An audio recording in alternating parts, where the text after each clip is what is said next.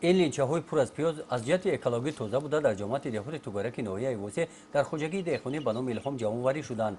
استفاده ثمرناک آب زمین رویای قاعده‌های معاصر آگروتکنیکی در پرورش زراعت بود که خوجگیداران آن همین طور به گرفتن حاصل بلند نائل گردیدند. در این موسم خوجگی‌های جامعه دهات توگرک بازار استعمالی ناحیه را به این نمود محصولات تامین نمودند. بعضی بازارهای منطقه را آموخته این قسم حاصل را برای بازارهای زیرکی و دهنه و شهر و ناحیه کولاب رسانیدن آماده نمودند. در حدود جماعت دهات توگرک در میدان 53 گکتار پیاز کش کرده شده است که خوجگی‌ها تا امروز پیاز را جمع‌آوری نموده ایستادند.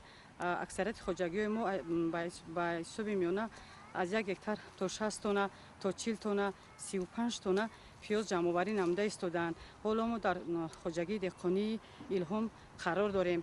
در این خوجگی رفتی چیدن پیاز با سرعت دوام دارد. بعد جمع‌آوری حاصل پیاز خوجگی در زمین 2 گکتار کشتی پخته را با سرعت می‌گذراند. در جمع‌آوری حاصل پیاز در خوجگی دهخانی به نام الهام زیاده از 50 نفر ساکنان به‌شغل دهه نوآباد به کار موسمی جلب کرده شدند. معیار اجرای کار به حساب گرفته شده مزد مهنت کارگران کرایه سری وقت پرداخت کرده می‌شود.